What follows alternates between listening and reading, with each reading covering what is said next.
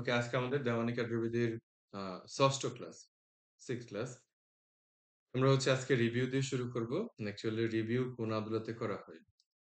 যে আদালত রায় দিয়েছে, যে আদালত ডিক্রি দিয়েছে, সেই আদালতে কি করা হয়?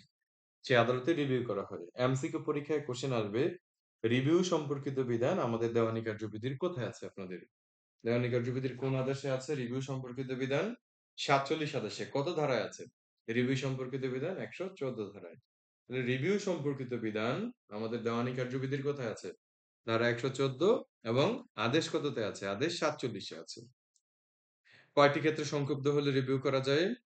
৩টি ক্ষেত্রে সংক্ষুব্ধ হলে রিভিউ করা যায়। যে আদেশ বা ডিক্রির আপিল হয়, আপিল করা হয়নি বা আপিল হয় না, স্মল কজেস কোর্টের প্রদত্ত এমন কোনো সিদ্ধান্ত, এমন কোনো গুরুত্বপূর্ণ সাক্ষ্য বা এমন কোনো বিষয় যেটা আপনি পূর্বে শত চেষ্টা করেও আদালতে হাজির করতে পারেননি, মামলার নথিতে যদি কোনো ভুল থাকে সেক্ষেত্রে আপনি কি করতে পারবেন? রিভিউ করতে পারবেন। এমসিকিউ পরীক্ষায় যে কোশ্চেনটা আসবে, গিয়ে দেখবেন যে এমসিকিউ পরীক্ষায় আসবে রিভিউ সম্পর্কিত বিধান দেওয়ানি কার্যবিধির কোথায় আছে? অপশনে অনেকগুলো বিষয়ই দেয়া থাকবে। তাহলে যে অপশনে হলো ধারা ১১৪ এবং আদেশ ৪৭ থাকবে সেই অপশনে আপনার বৃত্ত ভরাট করবেন। তাহলে ৪৭ আদেশের এক বিধি এবং আমাদের যে ১১৪ ধারা ২ টাতেই সেম কথা বলা আছে। যে কখন রিভিউ করতে পারবেন? যে ডিক্রি বা রায় আদেশের আপিল হয় না অথবা আপিল হয়, আপিল করা হয়নি। তারপরে স্মল কজেস কোর্টের সিদ্ধান্তের বিষয় বা এমন কোনো গুরুত্বপূর্ণ সাক্ষ্য, এমন কোনো তথ্য যা পূর্বে শত চেষ্টা করেও আদালতে হাজির করতে পারেননি। মামলার নথিতে যদি স্পষ্ট কোনো ভুল বা ভ্রান্তি থাকে এই সকল ক্ষেত্রে কি করা যাবে? রিভিউ করা যাবে। ৪৭ আদেশের এক বিধির উপবিধি ২ এ বলা আছে। আপিল চলে, আপিল দায়েরও করা হয়েছে। সেই ক্ষেত্রে আপিলের বিষয় ব্যতীত অন্য বিষয়ে কি করা যাবে? রিভিউ করা যাবে। ৪৭ আদেশের ২ বিধিতে বলা আছে যেটা আপনাদের এমসিকিউ পরীক্ষায় আসতে পারে যে রিভিউর দরখাস্ত কার নিকট করা হয়? তাহলে যে আদালত রায় দিয়েছে, যে আদালত ডিক্রি দিয়েছে, সে আদালতের নিকট কি করা হয়? সেই আদালতে রিভিউ করা হয়। তাহলে রিভিউ কোন আদালতে করা হয়? যে আদালত রায় দিয়েছে, যে আদালত ডিক্রি দিয়েছে, সেই আদালতে রিভিউ করা হয়। রিভিউর আবেদন ফর্ম। আপিলের জন্য যে ফর্ম, প্রয়োজনীয় পরিবর্তন সাপেক্ষে রিভিউর জন্য কি হবে? রিভিউর জন্য একই ফর্ম হবে। রিভিউর দরখাস্ত আপনি করেছেন, ৪ বিধিতে বলা আছে।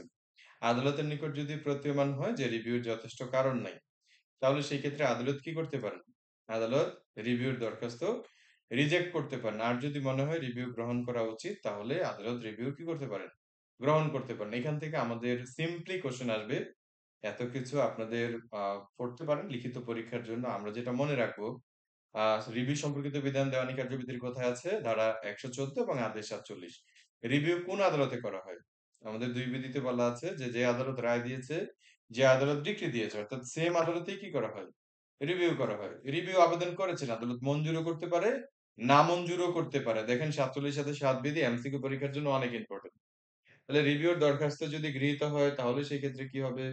রিভিউর দরখাস্ত যদি আ নামঞ্জুর হয় তাহলে সেক্ষেত্রে কি হবে? তাহলে রিভিউর দরখাস্ত নামঞ্জুর হলে কি হবে? রিভিশন হবে। আপনি রিভিউর দরখাস্ত করেছেন। এখন রিভিউর দরখাস্ত নামঞ্জুর। প্রতিকার কি? প্রতিকার হলো রিভিশন। আর রিভিউর দরখাস্ত করেছেন, রিভিউর দরখাস্ত গৃহীত হয়েছে। সেক্ষেত্রে অপর পক্ষ কি করতে পারবে? অপর পক্ষ হলো আপিল করতে পারবে। একটু লাল কালি দিয়ে দাগায় নিবেন কষ্ট করে। আমি যেভাবে আপনাদেরকে নীল কালি দিয়ে দাগিয়ে দিয়েছি। রিভিউর দরখাস্ত নামঞ্জুর। প্রতিকার কি? প্রতিকার হলো রিভিশন। রিভিউর দরখাস্ত গৃহীত। প্রতিকার কি? প্রতিকার হলো আপিল।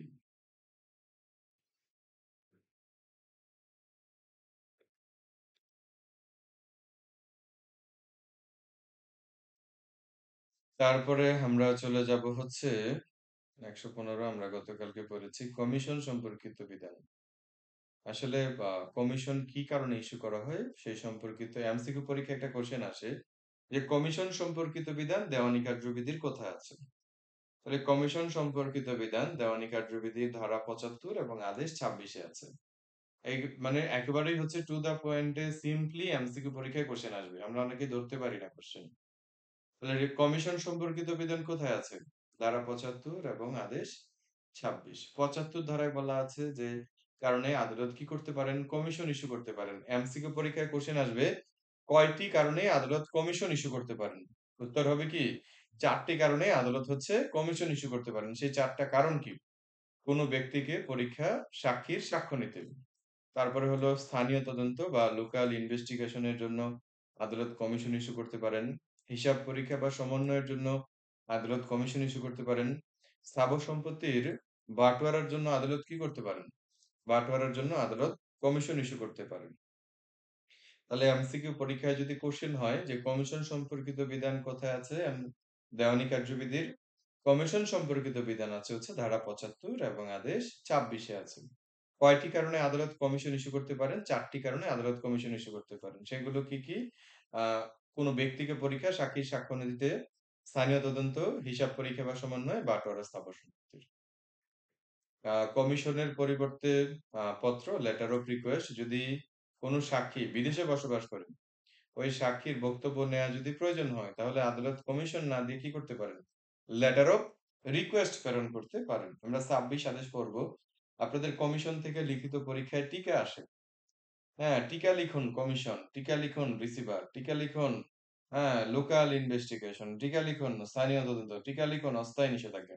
এরকম কিন্তু লিখিত পরীক্ষায় আগে কোশ্চেন আসতো। কমিশনটা এখান থেকে আপনাদের এমসিকিউ পরীক্ষার জন্যই আমি মনে করি বেশি ইম্পোর্টেন্ট কিছু পয়েন্ট আছে। ২৬ এর ১ এ বলা আছে সাক্ষীর জন্য আদালত কমিশন ইস্যু করতে পারেন। একজন গুরুত্বপূর্ণ সাক্ষী, যার সাক্ষ্যটা আসলে অত্যন্ত প্রয়োজন। এখন এই যে গুরুত্বপূর্ণ সাক্ষী, সে কি? সে হলো অসুস্থ। এখন সাক্ষী যদি অসুস্থ হয়, সাক্ষী যদি হাজির হওয়া থেকে অব্যাহতি পায়, সাক্ষী যদি বৈকল্য হয়ে যায়, তাহলে আদালত কি করতে পারে না?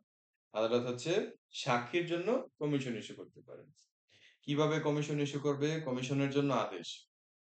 কমিশন আদালত কি করতে পারেন? আদালত হচ্ছে স্বেচ্ছা প্রণোদিত হয়েও ইস্যু করতে পারেন বা বাদী-বিবাদীর আবেদনেও বা সাক্ষীর আবেদনেও ইস্যু করতে পারেন। সিভিল কোর্ট কমিশনার বলি আমরা তাদেরকে। দেখবেন যে অনেক আইনজীবী না, শিক্ষানবিশ আইনজীবী আছেন বা হচ্ছে আলাদাভাবে হচ্ছে ওই যে সার্ভে ট্রেন করা আছেন, এরকম ব্যক্তিরাও সিভিল কোর্ট কমিশনার হয়ে থাকেন। তাহলে কি, কি কারণে কমিশনার হন সেটা তো আপনারা উপরে দেখলেনই। ৭৫ ধারার ৪ টা পয়েন্ট সাক্ষী, তারপর আরো যে বিষয়গুলো আছে। ২৬ এর ৩ এ বলা আছে, কাকে আদালত কমিশনার হিসেবে নিযুক্ত করবে? স্থানীয় এখতিয়ারের মধ্যে আদালত যাকে উপযুক্ত মনে করবে, আদালত যাকে উপযুক্ত মনে করবে তাকে কি করতে পারেন? তাকে কমিশনার হিসেবে নিযুক্ত করতে পারেন। ২৬ এর ৪ এ বলা আছে যে ব্যক্তিগণের জবানবন্দির জন্য পাঠানো হয়। লাগবে না। বেশি কিছু দিব না। তাহলে আমরা পড়ব ২৬ এর ১, ২৬ এর ২, ২৬ এর ৩। ২৬ এর ৫ এ বলা আছে বিদেশের জন্য কমিশন। তাহলে সাক্ষী যদি বিদেশে থাকে, তাহলে সেক্ষেত্রে সাক্ষীর সাক্ষ্য নেওয়ার জন্য কমিশন না পাঠিয়ে কি পাঠাতে হবে? Letter of commission. Letter of কি? লেটার অফ রিকোয়েস্ট পাঠাতে হবে। কোথায়? সেটা আবার বলা আছে ধারা ৭৭। আবার বলা আছে কোথায়? ২৬ আদেশের ৫ বিধি। তাহলে ২৬ আদেশের ৫ বিধিতে আপনারা এখানে লিখে রাখেন। কি লিখবেন? লিখবেন হচ্ছে ধারা ৭৫। ৭৬ দুঃখিত। এখানে হবে ৭৬ ধারা। ধারা কি লিখবেন? ধারা লিখবেন হচ্ছে ৭৭ দুঃখিত। কমিশনের পরিবর্তে পত্র ধারা ৭৭। Letter of request. Letter of request আছে হচ্ছে ধারা ৭৭। এখানে ৭৬ কেটে দিবেন। এটা কি হবে? এটা হবে ৭৭। তাহলে ২৬ আদেশের ৫ বিধি এটা কোথায় আছে? বিদেশের জন্য কমিশন ধারা ৭৭ এ আছে। তারপরে আমরা চলে যাব হচ্ছে ২৬ আদেশের ১১ বিধি হিসাব পরীক্ষা বা সমন্বয়ের জন্য। আদালত যাকে খুশি তাকে কি করতে পারেন? কমিশনার নিযুক্ত করতে পারেন। ২৬ আদেশের ১২ বিধি প্রয়োজনীয় নির্দেশ। এখন যিনি কমিশনার হিসেবে হিসাব পরীক্ষা বা সমন্বয়ের জন্য নিযুক্ত হয়েছেন, তিনি যেভাবে হচ্ছে আপনার হিসাব কিতাব করলেন, সে অনুযায়ী উনি কি করবেন? যেভাবে আদালত থেকে নির্দেশ দেয়া হয়েছে সে অনুযায়ী উনি উনার দায়িত্ব পালন করবেন এবং উনি যে দায়িত্বগুলো পালন করলেন, হ্যাঁ? সেগুলো উনি আদালতে কি করবেন? ওই সম্পর্কে আদালতে আপনার হচ্ছে একটা প্রতিবেদন দাখিল করবেন। সেই প্রতিবেদনটা কি হবে? নথিভুক্ত হবে। ২৬ আদেশের ১৩ বিধিতে বলা আছে বাটোয়ারা বিষয় কমিশন স্থাবর সম্পত্তির প্রাথমিক ডিক্রির পর আদালত তা বন্টনের জন্য যেকোনো ব্যক্তিকে কি করতে পারেন? কমিশনার হিসেবে নিযুক্ত করতে পারেন। ২৬ আদেশের ৯ বিধিতে আছে স্থানীয় তদন্তের জন্য কমিশন। তাহলে বিরোধীয় বিষয়ে ব্যাখ্যা, বাজার দর নির্ণয়, খাজনা, মুনাফা, এগুলোর জন্য আদালত কি করতে পারেন? স্থানীয় তদন্তের জন্য কমিশন দিতে পারেন। এখন এই কমিশন কত মাসের মধ্যে রিপোর্ট দিবে? এটা হলো ইম্পোর্টেন্ট এমসিকিউ পরীক্ষার জন্য। এইবার মনে হয় চলে আসছে। গতবার বলেছিলাম বারবার করে। যে এই যে সিভিল কোর্ট কমিশনার আমরা বলি, যিনি কমিশনার নিযুক্ত হলেন, হ্যাঁ? সেই কমিশনার কত মাসের মধ্যে রিপোর্ট দিবেন? কমিশনার কত মাসের মধ্যে রিপোর্ট দিবেন? কমিশনার রিপোর্ট দিবেন হচ্ছে ৩ মাসের মধ্যে। এটা আপনাদের এমসিকিউ পরীক্ষায় আসে। কমিশনার কত মাসের মধ্যে রিপোর্ট দিবেন? যিনি কমিশনার নিযুক্ত হয়েছেন ৩ মাসের মধ্যে রিপোর্ট দিবেন। ২৬ আদেশের ১৫ বিধিতে বলা আছে কমিশনের জন্য খরচ জমা। তাহলে যার উপকারে কিংবা যার আবেদনে কমিশন গঠন করা হয়েছে তাকে কি করতে হবে? তাকে কিন্তু খরচ জমা দিতে হবে। তারপরে আ ২৬ আদেশের ১৭ বিধি, এটা এমসিকিউর জন্য ইম্পোর্টেন্ট। কমিশনের সামনে যে সাক্ষীরা উপস্থিত হবে, কমিশনের সামনে সাক্ষীগণের উপস্থিতি এবং জবানবন্দি কি কোর্ট বলে বিবেচিত হবে? কমিশনের আ কমিশন সাক্ষীগণের উপস্থিতি এবং জবানবন্দিতে সিভিল কোর্ট বলে কি হবে? সিভিল কোর্ট বলে বিবেচিত হবে। তাহলে কমিশনের সাক্ষীগণের উপস্থিতি জবানবন্দিতে কি কোর্ট বলে বিবেচিত হবে? সিভিল কোর্ট বলে বিবেচিত হবে। তারপরে এটা আপনাদের এমসিকিউ পরীক্ষায় আসতে পারে। কমিশনের কার্যপদ্ধতি এগুলো না পড়লেও চলবে। তাহলে এখান থেকে আমরা যেটা পড়বো এমসিকিউ পরীক্ষার জন্য আবার একটু রিপিট করে দিচ্ছি। আপনাদের এমসিকিউ পরীক্ষায় আসবে যে কমিশন সম্পর্কিত বিধান দেওয়ানী কার্যবিধির কোথায় আছে? ধারা ৭৫ এবং আদেশ ২৬ এ আছে। কয়টি কারণে আদালত কমিশন ইস্যু করতে পারে? এই ৪ টি কারণে আদালত কি করতে পারে? কমিশন ইস্যু করতে পারে। লেটার অফ রিকোয়েস্ট সম্পর্কিত বিধান কোথায় আছে? ধারা ৭৭ এবং ২৬ আদেশের কোথায় আছে? ৫ বিধিতে আছে। আদালত কাকে কমিশনার নিযুক্ত করতে পারেন? ২৬ এর ৩ এ বলা আছে আদালত যাকে উপযুক্ত মনে করেন, উপযুক্ত ব্যক্তি তাকে কমিশনার হিসেবে নিযুক্ত করতে পারেন। কমিশনার কত মাসের মধ্যে রিপোর্ট দিবে? কমিশনার হচ্ছে ৩ মাসের মধ্যে রিপোর্ট দিবে। এমসিকিউ পরীক্ষায় কোশ্চেন আসবে, কমিশনের সামনে সাক্ষীগণের উপস্থিতি সিভিল কোর্ট বলে বিবেচিত হবে। এই সম্পর্কিত বিধান দেওয়ানী কার্যবিধির কোথায় আছে? ২৬ আদেশের ১৭ বিধিতে আছে।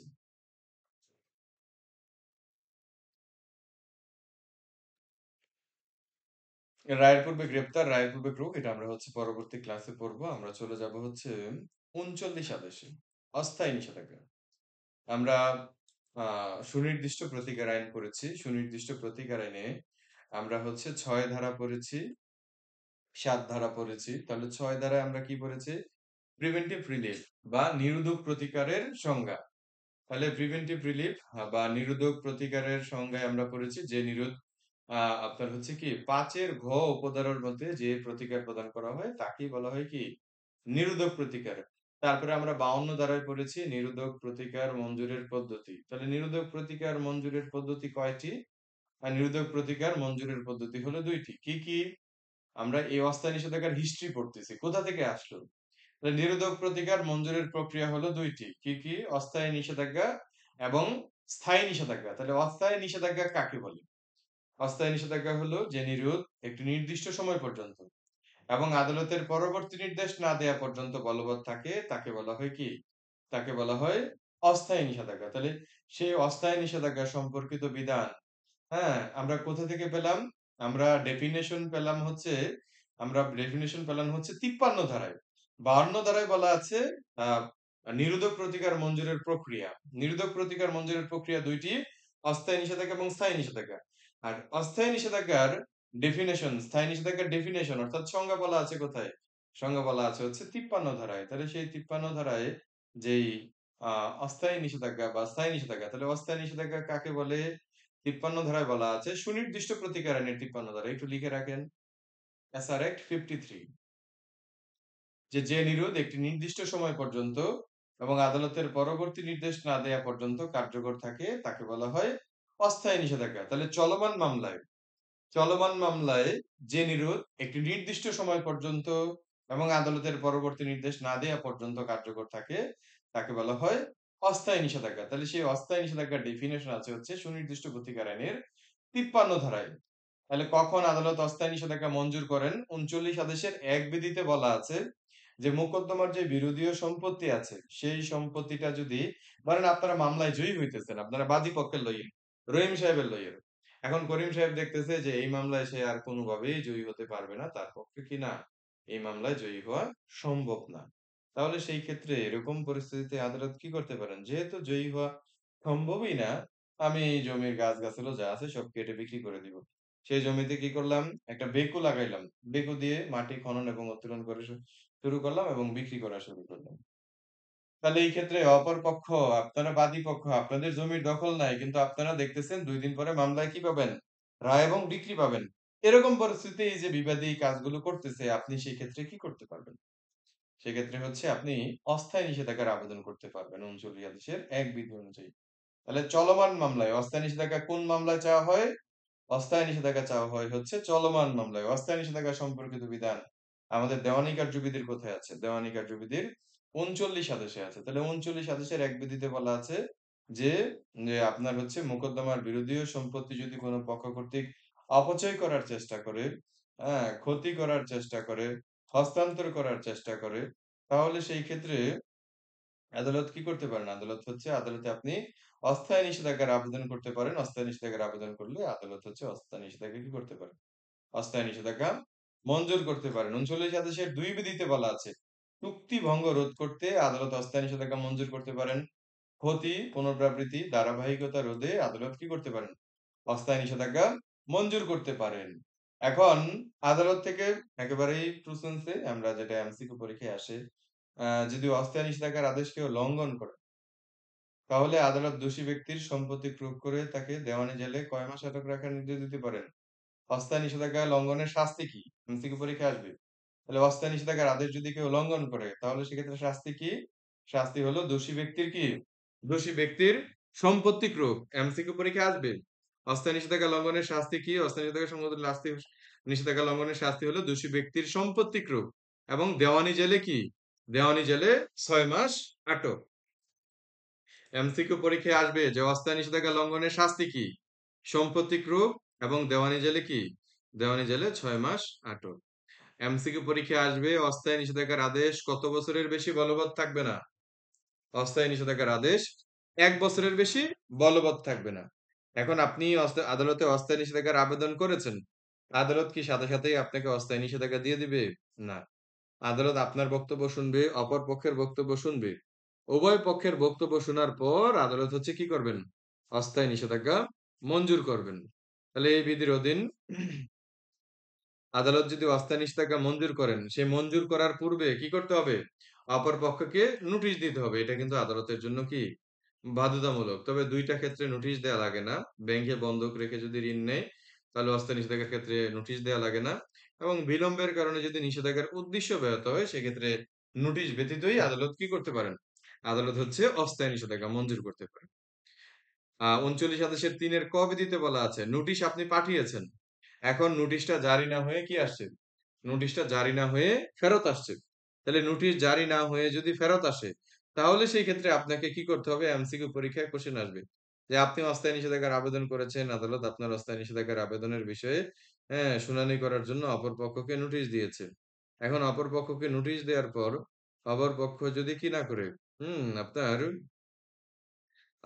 অপর পক্ষ বরাবর যদি নোটিশ জারি না হয়, এখন অপর পক্ষ বরাবর নোটিশ জারি না হয়ে যদি ফেরত আসে, সেই ফেরত আসা নোটিশে আপনাকে কি করতে হবে? ৭ দিনের মধ্যে জারির ব্যবস্থা করতে হবে। আমরা ৯ আদেশে পড়েছি, আ খুব সম্ভবত ৩ বিধি বা ৪ বিধিতে। আ সমন জারির জন্য কি করা হয়েছে? নোটিশ দেওয়া হয়েছে। এখন সেই সমন জারি না হয়ে যদি ফেরত আসে, তাহলে আমরা হচ্ছে ৯ আদেশের ৫ বিধিতে পড়েছি খুব সম্ভবত। এখন নোটিশ জারি না হয়ে যদি ফেরত আসে, তাহলে সেই ক্ষেত্রে নতুন করে আবার কি করতে হবে? নতুন করে আবার সমনের দরখাস্ত দিতে হবে।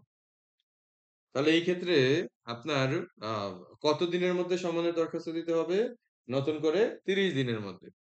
আমাদের আ ৩ এর ক বিধিতে বলা আছে ফেরত আসা নোটিশ জারির ব্যবস্থা। তাহলে নোটিশ জারি না হয়ে যদি আ ফেরত আসে, অস্থায়ী নিষেধাজ্ঞার আবেদন করেছেন, তাহলে সেই ক্ষেত্রে পরবর্তী ৭ দিনের মধ্যে, সমনের ক্ষেত্রে হলো ৩০ দিন, আর আপনার অস্থায়ী নিষেধাজ্ঞার ক্ষেত্রে কতদিন? অস্থায়ী নিষেধাজ্ঞার ক্ষেত্রে হলো ৭ দিন। ৭ দিনের মধ্যে আবার আপনাকে কি করতে হবে? নতুন করে নোটিশ জারির ব্যবস্থা করতে হবে।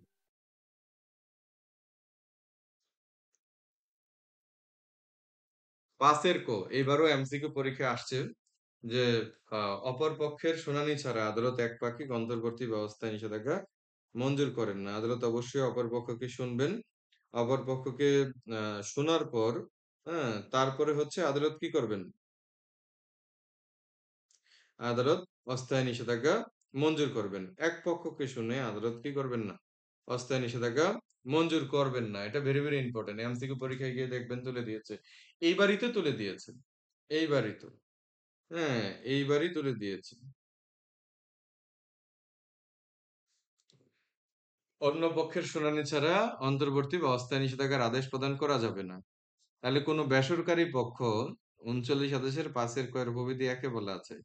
কোনো বেসরকারি পক্ষের আ যদি অনুরোধ করে তাহলে সেই ক্ষেত্রে সরকার কিংবা বিধিবদ্ধ সংস্থার বিরুদ্ধে যদি অস্থায়ী নিষেধাজ্ঞা চাওয়া হয়, তাহলে এই ক্ষেত্রে সরকারি উকিলকে কি করতে হবে?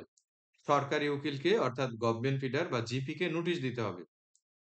অথবা তার দ্বারা ক্ষমতাপ্রাপ্ত আইনজীবীকে কি করতে হবে? নোটিশ দিতে হবে। এখন একতরফা আদালত কি করবেন না। একতরফা আদালত আপনি বেসরকারি ব্যক্তি, আমি বেসরকারি ব্যক্তি। আমি যদি সরকারি কাজে কোনো নিষেধাজ্ঞা চাই, সেক্ষেত্রে আদালত কি করবেন না। একতরফা অন্তর্বর্তী বা অস্থায়ী নিষেধাজ্ঞা মঞ্জুর করবেন না। তবে করবেন। কখন করবেন? যখন, হ্যাঁ, এরকম পরিস্থিতি হবে যে উন্নয়ন কর্মসূচি এবং অনিষ্ট হওয়ার সম্ভাবনা থাকে। জনস্বার্থে হয়। তাহলে সেক্ষেত্রে একতরফা আদেশ কি করা যাবে? একতরফা আদেশ দেয়া যাবে। ৩৯ আদেশের ৫ এর ক এর ২ বিধিতে বলা আছে, বেসরকারি পক্ষ যদি বেসরকারি পক্ষের বিরুদ্ধে অন্তর্বর্তী বা অস্থায়ী নিষেধাজ্ঞার আবেদন করেন, এই ক্ষেত্রে আদালত কি করবেন? হ্যাঁ, আদালত হচ্ছে বলবেন অবশ্যই অপর পক্ষকে কি করতে হবে? নোটিশ দিতে হবে। বেসরকারির বিরুদ্ধে, হুম,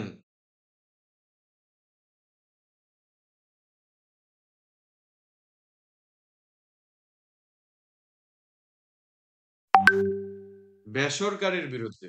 হুম, বেসরকারির বিরুদ্ধে বেসরকারি পক্ষের আবেদনে অন্তর্বর্তী বা অস্থায়ী নিষেধাজ্ঞার আবেদন মঞ্জুর করবেন না। অবশ্যই নোটিশ দিতে হবে। কিন্তু বেসরকারির বিরুদ্ধে যদি সরকার আবেদন করে ৩ বিধিতে বলা আছে। আমি আপনি হলাম বেসরকারি ব্যক্তি। আমার বিরুদ্ধে যদি সরকার পক্ষ অন্তর্বর্তী বা অস্থায়ী নিষেধাজ্ঞার আবেদন করে, তাহলে সেই ক্ষেত্রে আদালত কি করতে পারেন? ৭ দিনের জন্য মঞ্জুর করতে পারেন। এখন ৭ দিনের জন্য মঞ্জুর করবেন কিন্তু পরবর্তীতে ৭ দিনের মধ্যে আদালত কি করবেন? আদালত হচ্ছে উভয় পক্ষকে শুনবেন। উভয় পক্ষকে শোনার পর শুনানি আনতে বিষয়টা কি করবেন? বিষয়টা নিষ্পত্তি করবেন।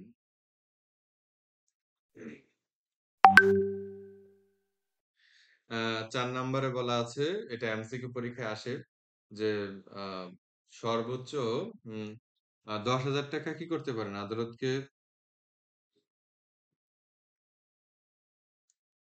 আদালতকে ভুল বুঝিয়ে, হ্যাঁ? আদালতকে যদি ভুল বুঝিয়ে কেউ অন্তর্বর্তী বা অস্থায়ী নিষেধাজ্ঞা নেয়, তাহলে সেই ক্ষেত্রে যেই পক্ষ ভুল বুঝিয়ে অন্তর্বর্তী বা অস্থায়ী নিষেধাজ্ঞা নিল, আদালত সেই পক্ষকে কত টাকা খরচ প্রদানের নির্দেশ দিতে পারেন? ১০,০০০ টাকা। এমসিকিউ পরীক্ষায় আসবে। আদালতকে ভুল বুঝিয়ে যদি কেউ অন্তর্বর্তী বা অস্থায়ী নিষেধাজ্ঞা মঞ্জুর করেন, তাহলে সেক্ষেত্রে আদালত ওই পক্ষকে সর্বোচ্চ কত টাকা ক্ষতিপূরণ প্রদানের নির্দেশ দিতে পারেন? সর্বোচ্চ ১০,০০০ টাকা ক্ষতিপূরণমূলক খরচ প্রদানের নির্দেশ দিতে পারে। ৫ নম্বরে বলা আছে অস্থায়ী নিষেধাজ্ঞার ফলে অনিষ্ট সাধনের জন্য যদি কোনো ব্যক্তি অন্য কোনোভাবে এটা লাগবে না। তাহলে এইখান থেকে আমাদের আ তারপরে আরো কিছু বিষয় আছে। অন্তর্বর্তী আদেশ প্রদানের ক্ষমতা ৩৯ আদেশের ৬ বিধি। তার মানে কোনো অস্থাবর সম্পত্তি যদি মামলার বিষয়বস্তু হয় এবং সেই অস্থাবর সম্পত্তিটা যদি প্রয়োগ করা হয়ে থাকে এবং সেই অস্থাবর সম্পত্তিটা যদি দ্রুত ক্ষয়শীল বা পচনশীল হয়, তাহলে এই ক্ষেত্রে আদালত কি করতে পারেন? সেটা এরকম যদি হয় যে পচে যাচ্ছে, আদালত নিষেধাজ্ঞা দিয়েছে, ধরা যাবে না। এখন আম বাগান, আম হয়েছে, আমের সিজন শেষ হয়ে যাচ্ছে, আম পেকে গেছে সব। যদি সেগুলো সেল না করে নষ্ট হয়ে যাবে। তাহলে এই ক্ষেত্রে আদালত কি করতে পারেন? অন্তর্বর্তী একটা বিক্রয়ের আদেশ দিতে পারেন। এমসিকিউ পরীক্ষায় যদি কোশ্চেন আসে, অন্তর্বর্তী বিক্রয়ের আদেশ সম্পর্কিত বিধান কোথায় আছে? ৩৯ আদেশের ৬ বিধিতে আছে। ৩৯ আদেশ ৭ বিধি থেকে আপনাদের এমসিকিউ পরীক্ষায় একটা কোশ্চেন হয়, লোকাল ইন্সপেকশন মামলার বিষয়বস্তু আটক, সংরক্ষণ বা পরিদর্শন। তাহলে এই যে লোকাল ইন্সপেকশন অর্থাৎ যেই সম্পত্তি বা মামলার বিষয়বস্তু নিয়ে ঝামেলা, সেই সম্পত্তি বা বিষয়বস্তু আদালত কি করতে পারেন? আদালত আটক করতে পারেন, সংরক্ষণ করতে পারেন বা সেগুলো কি করতে পারেন? সেগুলো পরিদর্শন করতে পারেন। তাহলে যেই বিষয়বস্তু নিয়ে আপনি নিষেধাজ্ঞা চাচ্ছেন, সেই বিষয়বস্তু আদালত পরিদর্শন করতে পারেন। এই সম্পর্কিত বিধান কোথায় আছে? ৩৯ আদেশের ৭ বিধিতে বলা আছে। তাহলে আমাদের এখান থেকে এমসিকিউ পরীক্ষায় কি, কি কোয়েশ্চেন আসবে? Very, very important. এমসিকিউ পরীক্ষায় কোয়েশ্চেন আসবে অস্থায়ী নিষেধাজ্ঞার সংজ্ঞা কোথায় আছে? তাহলে অস্থায়ী নিষেধাজ্ঞার সংজ্ঞা আছে হচ্ছে সুনির্দিষ্ট প্রতিকার আইনের কত ধারায়? সুনির্দিষ্ট প্রতিকার আইনের ৫৩ ধারায়। এমসিকিউ পরীক্ষায় কোশ্চেন আসবে অস্থায়ী নিষেধাজ্ঞার আবেদন কোন আইন অনুযায়ী করা হয়? উত্তর হবে দেওয়ানি কার্যবিধি অনুযায়ী করা হয়। অস্থায়ী নিষেধাজ্ঞার আবেদন কোন আদেশের দেওয়ানি কার্যবিধি আইনের কোন আদেশের কোন বিধি অনুযায়ী করা হয়? ৩৯ আদেশের ১ এবং ২ বিধি অনুযায়ী করা হয়। এখন এই অস্থায়ী নিষেধাজ্ঞার আবেদন কোন গ্রাউন্ডে করা হয়?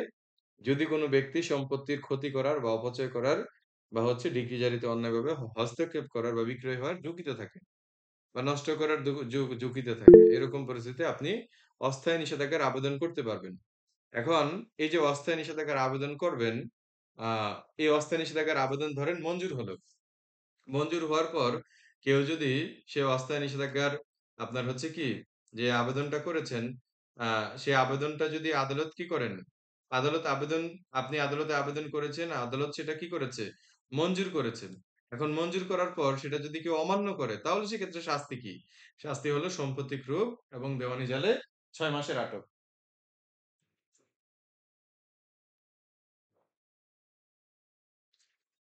একজন কোয়েশ্চেন করতে চেয়েছেন, আপনাকে সুযোগ দেয়া হলো। বলেন।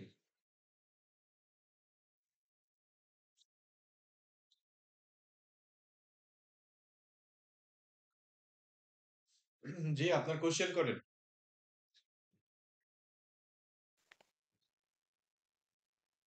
হ্যান্ড রেইজ করেছিলেন কেউ একজন। শুনতে পাচ্ছেন কি আমাকে?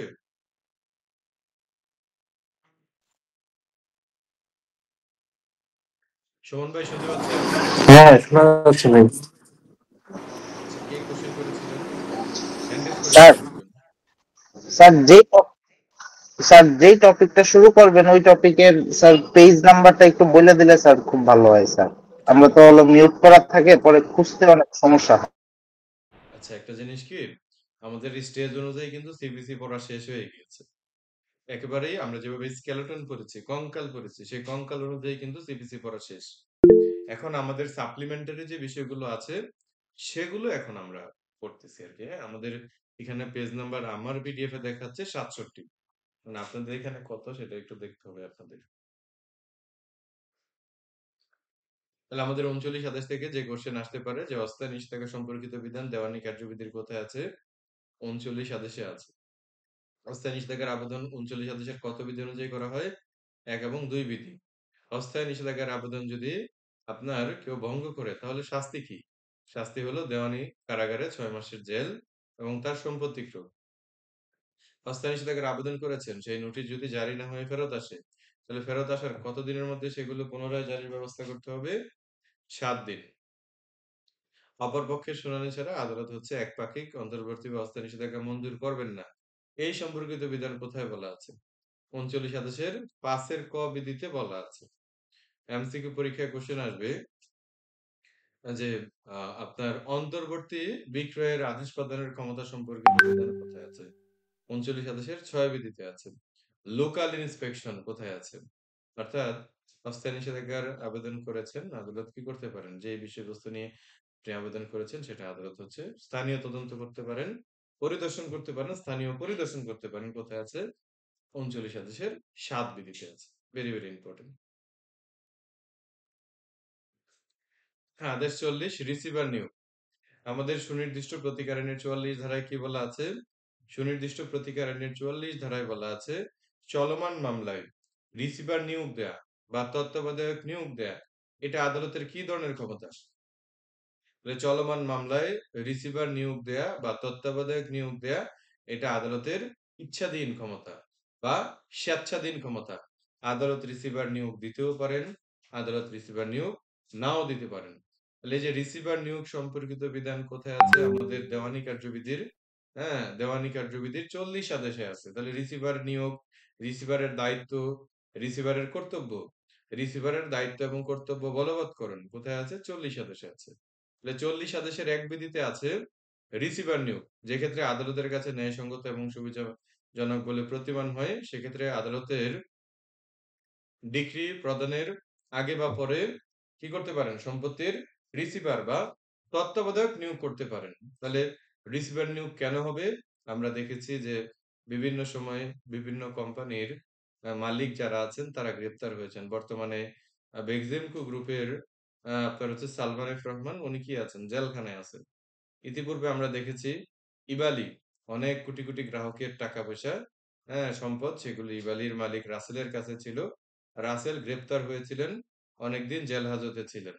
তাহলে এই ক্ষেত্রে সে রাসেলের যে সম্পত্তি, সেই সম্পত্তি একজন কি করেছে? একজন তত্ত্বাবধায়ক বা একজন রিসিভার দেখাশোনা করেছে। তাহলে এই যে রিসিভার, এই হলো সেই রিসিভার। অর্থাৎ একজন রিসিভার কার কর্তৃক নিযুক্ত হন? নিয়োগ হন একজন রিসিভার আদালত কর্তৃক নিযুক্ত হন। তাহলে এই যে আদালত কর্তৃক আদালত কাকে নিযুক্ত করতে পারেন এবং কে নিয়োগ পাবেন, কেন নিয়োগ পাবেন সেগুলো আমরা বিস্তারিত পড়বো এই ৪০ আদেশে।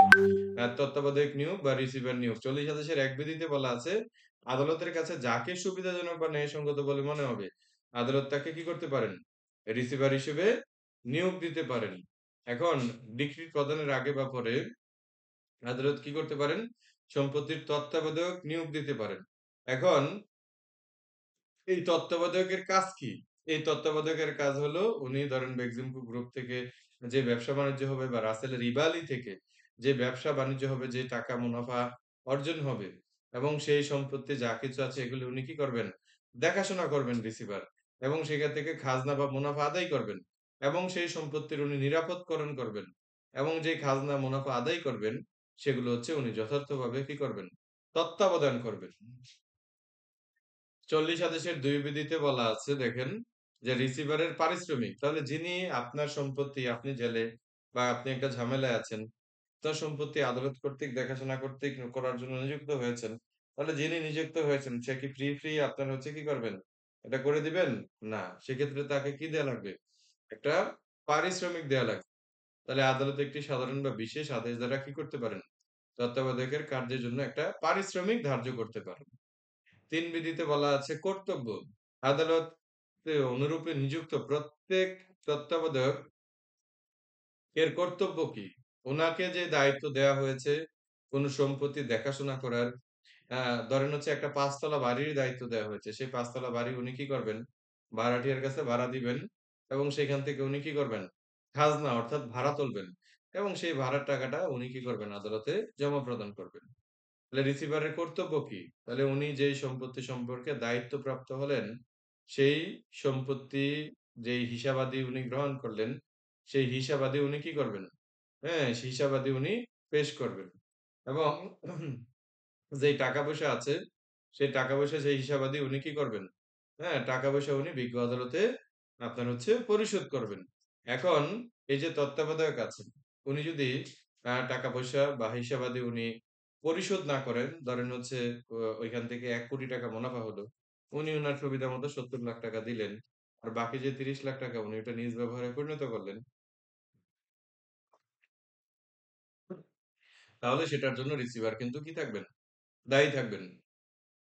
তাহলে আদালতের নির্দেশ মতো তার কাছ থেকে প্রাপ্য টাকা পরিশোধ করবেন এবং যদি রিসিভার ইচ্ছামতো বরখেলাপ করেন বা গুরুতর অবহেলা করেন, তাহলে অবহেলার দরুন সম্পত্তির যদি ক্ষতি সাধিত হয়, সেই ক্ষতি সাধনের জন্য রিসিভার কিন্তু দায়ী থাকবেন।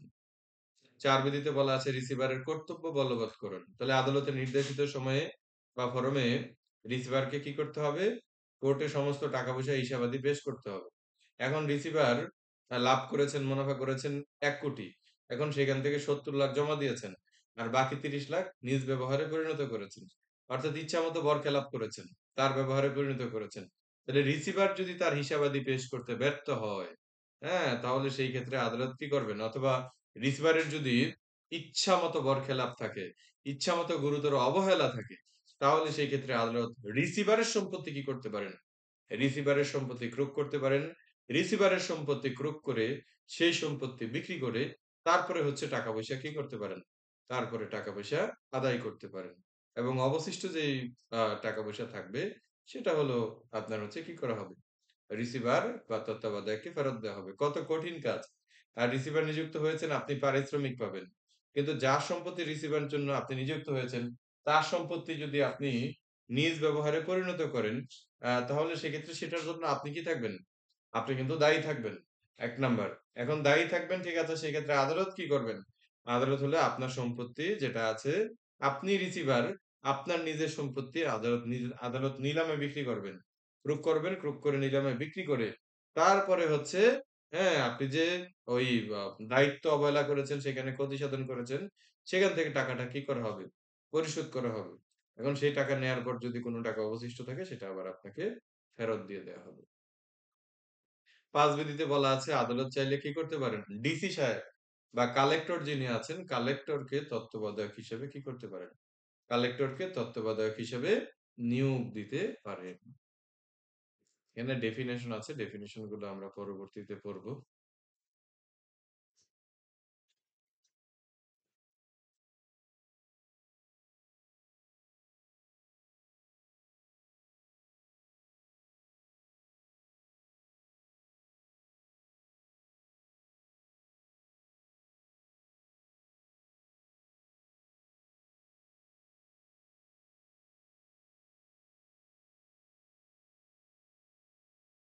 আচ্ছা, আরেকটা বিষয় আজকে পড়ি ইন্টারপ্রিটার সুট বা স্বার্থবিহীন মামলা।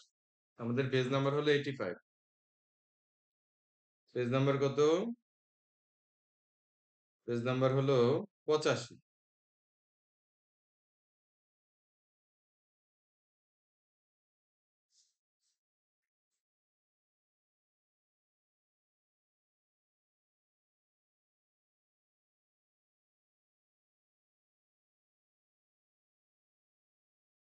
তাহলে ইন্টারপ্রিটার সুট এমসিকিউ পরীক্ষায় কোশ্চেন আসবে। ইন্টারপ্রিটার সুট বা স্বার্থবিহীন মামলা সম্পর্কিত বিধান আমাদের দেওয়ানি কার্যবিধির কোথায় আছে? স্বার্থবিহীন মামলা সম্পর্কিত বিধান আছে হচ্ছে ধারা ৮৮ এবং আদেশ কোথায় আছে? আদেশ হচ্ছে ৩৫ এ আছে। ইন্টারপ্রিটার সুট কেন করবেন আপনি? স্বার্থবিহীন মামলা। স্বার্থবিহীন স্বার্থ ছাড়া কি কেউ মামলা করে? স্বার্থ ছাড়াও মামলা করে। কিভাবে করে? ধরেন আপনি একজন প্রতিষ্ঠিত ব্যবসায়ী। একদম ট্রু সেন্স এ। আপনার একটা বড় দোকান আছে। কিসের দোকান? কাপড়ের হোলসেলের দোকান। মানে আপনার ব্যবসা খুব ভালো চলে মোটামুটি। এখন আপনার তারল্য সংকট। যদি আপনি আরো ২০-৩০ লাখ টাকা পান, তাহলে সেক্ষেত্রে আপনি প্রোডাক্ট কি করতে পারবেন? প্রোডাক্ট স্টক করে বিক্রি করতে পারবেন। এখন আপনি কি করেছেন? আপনি আপনার বন্ধু রহিম সাহেব বা করিম সাহেবের কাছে সেগুলো বলেছেন।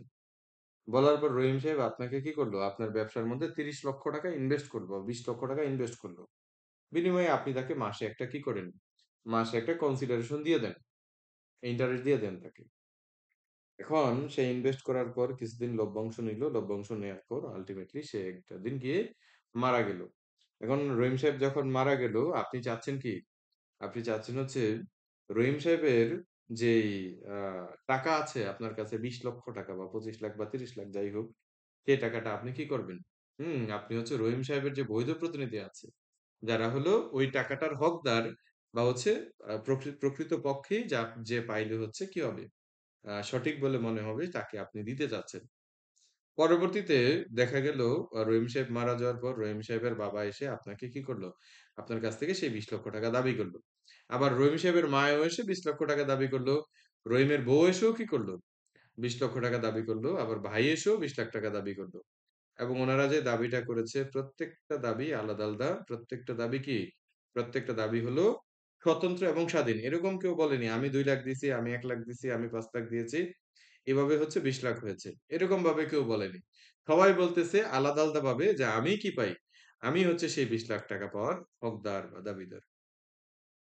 তাহলে এরকম পরিস্থিতিতে আদালতে আপনি চাচ্ছেন কি প্রকৃত যেই হকদার আছে, প্রকৃত যেই আপনার হচ্ছে মালিক আছে তার কাছে টাকাটা হস্তান্তর হোক। আপনি চাচ্ছেন এটা। তাহলে পরবর্তীতে আপনি বাধ্য হয়ে কি করতে হবে? আদালতে আপনাকে স্বার্থবিহীন মামলা দায়ের করতে হবে। কখন আপনি স্বার্থবিহীন মামলা করবেন?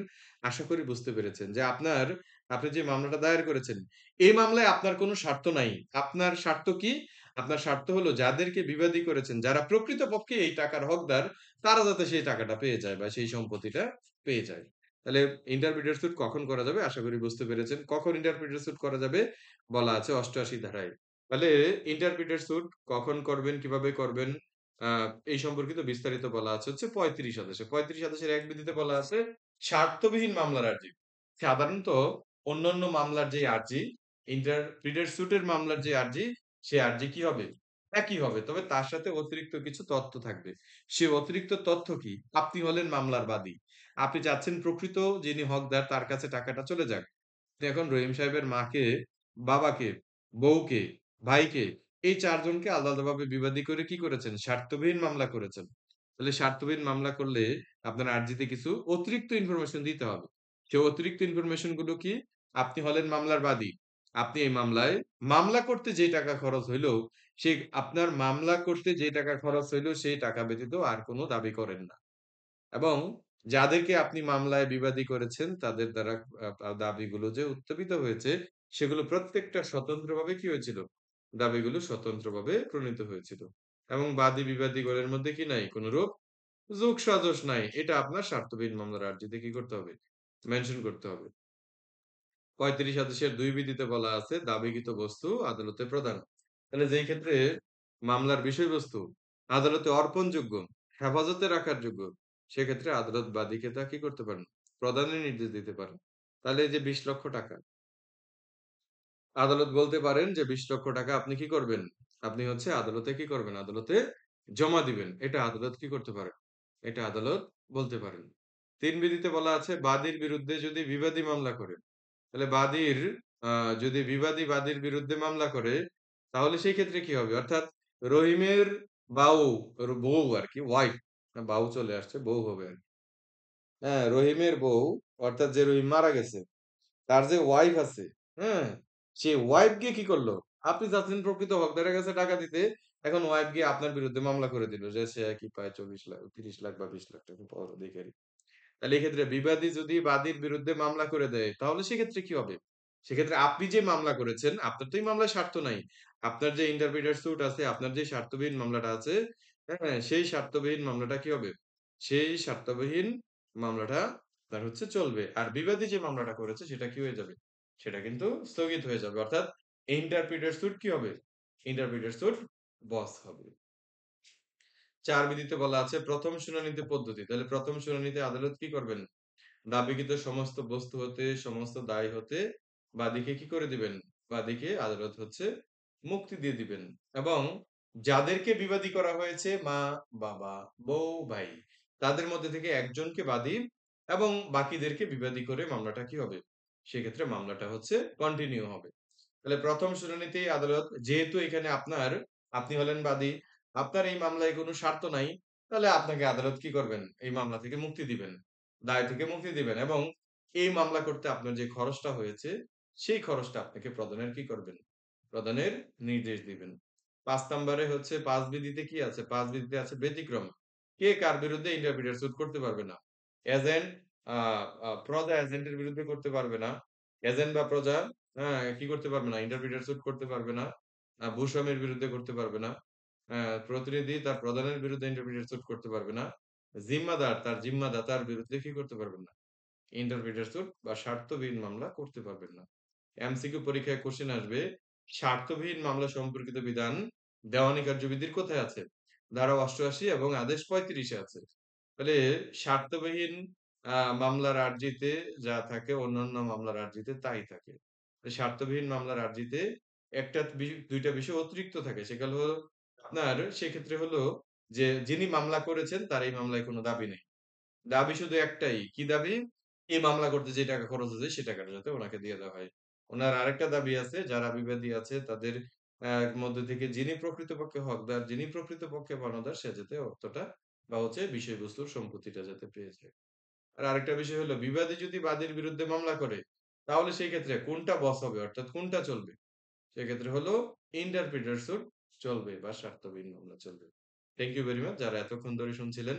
আপনাদের আজকে আর কষ্ট দিচ্ছি না। আমার নিজেরও খুব